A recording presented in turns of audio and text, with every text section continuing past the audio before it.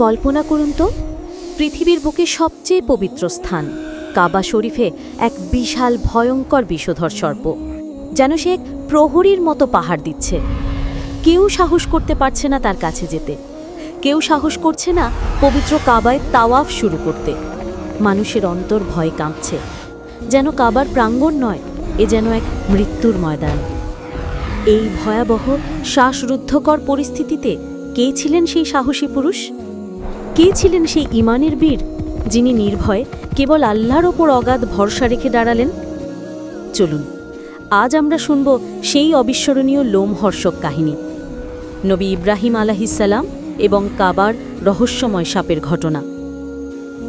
আবু আল আম্বিয়া, নবীদের পিতা হিসেবে মুসলিম, খ্রিস্টান এবং ইহুদিদের কাছে শ্রদ্ধেয় নবী ইব্রাহিম আলাইহিসসালাম। তিনি জন্মেছিলেন এমন এক সমাজে যেখানে মূর্তি পূজা ছিল জীবনের অবিচ্ছেদ্য অংশ।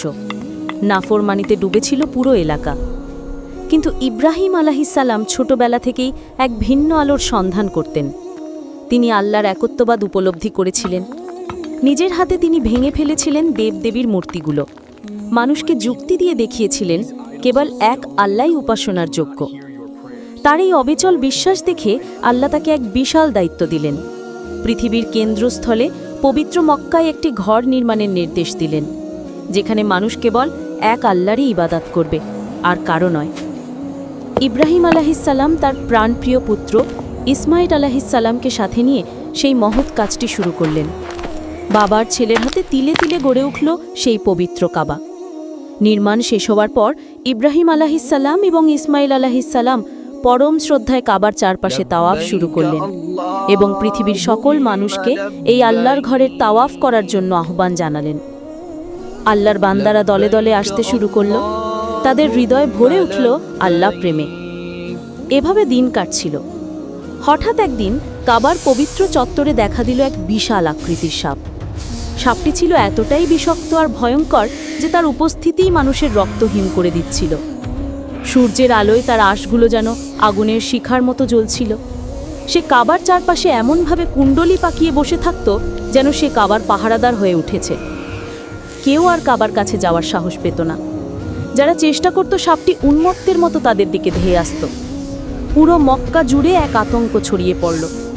মানুষের মনে প্রশ্ন জাগল, এটা কি আল্লাহর কোনো গজব, নাকি এর পেছনে লুকিয়ে আছে অন্য কোনো গভীর রহস্য? কয়েকজন সাহসী মানুষ তলোয়ার আর বর্শা নিয়ে এগিয়ে গেল সেই দানবীয় সাপটিকে আঘাত করতে। কিন্তু সাপটি ছিল এত দ্রুত আর ভয়ঙ্কর যে তার নাগাল পাওয়া ছিল অসম্ভব। পুরো মক্কা অঞ্চলে এক নিদারুণ অস্থিরতা নেমে এলো, আর তার সাথেই কাবার তাওয়াফ বন্ধ হয়ে গেল। আল্লাহর ঘরে তাওয়াফ করার সাহস আর কারো ছিল না। এই ভয়াবহ সংকটের সময় যখন সবাই আতঙ্কিত, কেবল একজনই মাথা নত করেননি। তিনি হলেন নবী ইব্রাহিম আলাইহিসসালাম। তিনি জানতেন মানুষের শক্তি দিয়ে এই সমস্যার সমাধান সম্ভব নয়। এর সমাধান কেবল আল্লাহর সাহায্যেই হবে। ইব্রাহিম আলাইহিসসালাম একাকী দীর্ঘ পদে কাবার সামনে দাঁড়ালেন। তার চোখে ছিল অশ্রু, কিন্তু অন্তরে ছিল আল্লাহর প্রতি অটুট বিশ্বাস।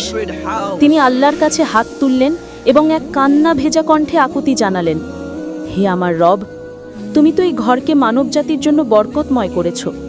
তুমি তো এই ঘরের রক্ষক। হে আল্লাহ, তুমি আমাদের এই বিপদ থেকে রক্ষা করো। তার দোয়া শেষ হতেই এক আশ্চর্য ঘটনা ঘটল। আকাশ থেকে এক প্রবল শব্দে বজ্রপাত হল। সেই বজ্রের তীব্রতায় যেন আকাশ বাতাস কেঁপে উঠল, আর সাথে সাথেই সেই বিশাল সাপটি পাথরের মতো শক্ত হয়ে গেল। সে আর নড়ল না, আর হুমকিও দিল না। মানুষ ভয়ে ভয়ে এগিয়ে গিয়ে দেখল সত্যিই সাপটি জমাট পাথরে পরিণত হয়েছে।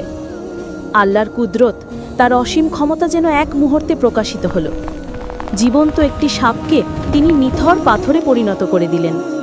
মানুষ তখন দলে দলে এসে আল্লাহর শুকরিয়া আদায় করতে লাগল। তাদের চোখে ছিল কৃতজ্ঞতার অশ্রু। আজও কাবা শরীফ আমাদের সামনে মাথা উঁচু করে দাঁড়িয়ে আছে, ঈমানের প্রতীক হয়ে। আজও কোটি কোটি মানুষ সেই ঘরের তাওয়াফ করছে। এ সবই ইব্রাহিম আলাইহিসসালামের দোয়ার বরকতে, তার অবিচল ঈমানের ফলশ্রুতি। এই কাহিনী আমাদের স্মরণ করিয়ে দেয়, যখন সকল পথ বন্ধ হয়ে যায়, যখন মানবীয় সকল শক্তি নিঃশেষ হয়ে যায়, তখনও এক আল্লাহই আমাদের একমাত্র ভরসা।